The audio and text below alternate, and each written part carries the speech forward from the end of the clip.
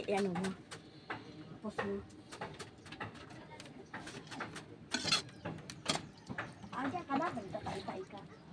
Idol, ito na po yung proseso ng paggawa ng gulay na pungapong mga kaidol. Ito po siya mga kaidol, oh. Ayan, oh. Yan yung nakatayo. Yan yung ginulay ko. Hindi ko na naipakita kasi kaganina may tugtugan dito. Kaya hindi ko na naipakita kasi alam mo na, baka ma-violation tayo, mabigyan tayo ng violation ni Lolo Mitch.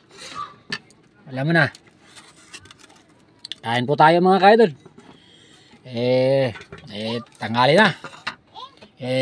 Anong oras na ba? Tingnan. Ay, Maria Kakao, alas 11 na pala. Alas 11 na pala Maria Kakao. Pamahaw pa na ako na yung mga kaidol. Pamahaw na ako. Kasi yung hakot o kahoy mga kaidol. Pag alas ko kanina, sinabi ako na yung misis ko na magulay ng ando or pungapong sa Katagalugan. Ito siya mga kaidol. Ito po yung maraming nagsasabing hindi daw nakakain dahil ganito Makati daw, ganito, ganun. Pero sure ball ako mga kaidol, ay naluwaan ko to ng sutanghon tapos munggo. Try nyo mga kaidol. Walang halong biro, walang halong kalukuhan mga kaidol. Hindi kayo magsisisi sa lasa nito.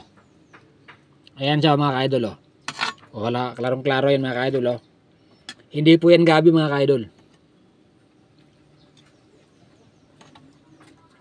Hindi yan gabi mga kaidol. Kung gusto niyo kumasal dito sa akin, mga nakakilala at nakakamalapit na sa akin, kung gusto niyo kumasal, umasal kayo. At gugulayan nyo kayo, papatikimin ko kayo ng ganitong luto. Kahit na-adobo lang to sa ano mga kaidol. Kahit wala na ibang sahog, napakasarap nito.